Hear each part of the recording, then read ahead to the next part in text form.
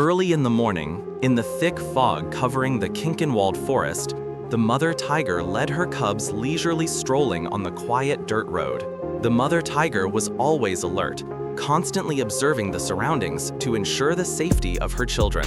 The tiny cub walked curiously, watching the scenery, occasionally rubbing its head against its mother's leg to show affection. Everything was peaceful until the sound of a car engine in the distance broke the silence. The mother tiger stopped, raised its head, sensing the approaching danger.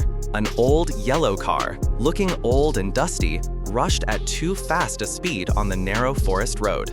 The driver seemed not to notice or could not control the speed. The car crashed straight into the mother tiger. The loud collision caused the birds to scatter in the branches. The mother tiger fell onto the road, her large body motionless, blood spreading from the wound on the ground. The tiger cub was shocked, its eyes filled with tears as it looked at its mother, then tried to shake her awake, letting out a weak, pitiful cry. The driver was now frightened, his face pale, looking at the scene through the car window and trembling.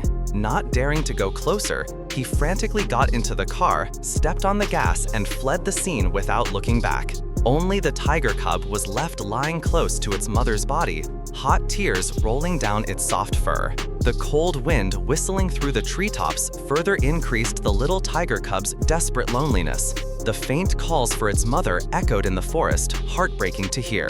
In the distance, a black car moved slowly on the winding road of Kinkenwald. The driver was Juri, a simple, middle-aged man who had lived near this forest for a long time. Juri often liked to drive around the forest in the early morning to enjoy the fresh air. The sunlight shining through the treetops created shimmering streaks of light on his windshield. As the car approached a bend, Juri suddenly saw something lying across the road ahead. Sensing something unusual, Juri immediately stepped on the brakes, stopped the car, and got out to observe. The scene before his eyes stunned him, a large tiger lying motionless in a pool of blood, next to a tiger cub trembling with fear. The tiger cub saw Juri, its eyes filled with despair and pleading, but it was still very afraid of strangers. Juri stood still for a moment, trying to calm himself before the heartbreaking scene. He approached, bent down to check, and realized that the mother tiger had stopped breathing, her body gradually becoming cold. The tiger cub continued to moan, tears soaking its soft fur. Juri sighed, took out his phone to call the police, but there was no signal in the deep forest. He looked around anxiously, hesitating about what to do next. Just as he was about to turn back to the car to find a way to report the news, he heard rustling sounds behind him. Juri turned around and saw the tiger cub struggling to crawl closer to him, its eyes pleading with pain. Unable to contain his emotions, Juri let the little tiger rub its head against his leg as if begging for protection. He gently sat down, gently placed his hand on the tiger cub's head, feeling its body trembling with cold and fear. "Your mother is no longer here," he whispered, his heart aching. The tiger cub still did not leave him, just hugging his leg as if searching for a bit of warmth and safety. After a few minutes, Juri decided to help this unfortunate little tiger. He gently picked the tiger up into the car and placed it next to the driver's seat.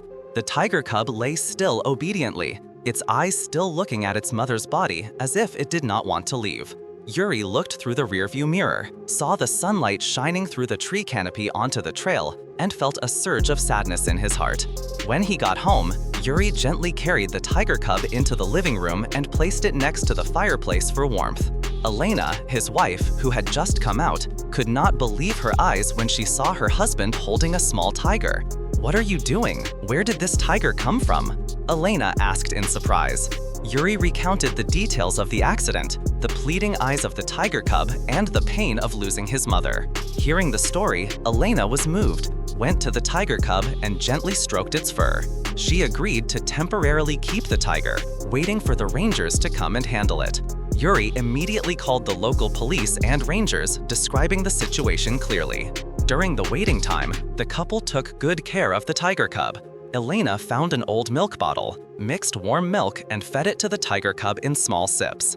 The little tiger sucked the milk deliciously, as if it had not eaten for a long time. The tiger cub gradually became friendlier and was no longer too afraid of strangers. The children in the neighborhood heard that Yuri's family had a tiger cub and came to see it. At first, they were a bit scared, but when they saw the tiger just lying still obediently, they gradually became bolder and approached. A boy suggested naming the tiger cub Mischka, a cute and friendly name. From then on, Mischka gradually became a close friend of the children and was loved by everyone in the area. Elena personally sewed Mischka a small woolen blanket to keep him warm at night. During the day, Juri took Mischka out to the garden to sunbathe and play with the children in the neighborhood. Mischka quickly integrated, running around the yard and playing with the small dogs. Sometimes it playfully nibbled Juri's slippers and ran around the house, making the whole family laugh.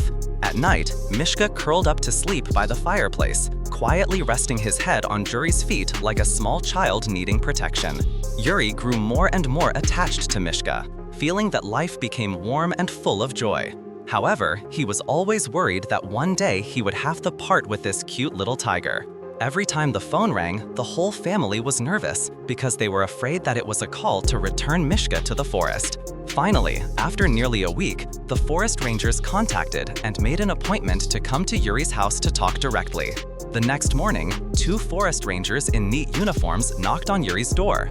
They introduced themselves as Kinkenwald forest management staff, sincerely thanking the family for saving and protecting Mischka. When he saw a stranger, Mischka was shy, hiding behind Yuri's legs, his eyes worried and not leaving. A ranger sat down, stretched out his hand, and smiled comfortingly. Mischka cautiously approached, rubbing his head against it as if recognizing the friendliness. Elena invited the ranger to have tea, asking about Mischka's future. They explained that Mischka would be taken to a wildlife rescue center, where he would receive medical care, practice acclimatization to prepare for his return to the wild when he was old enough.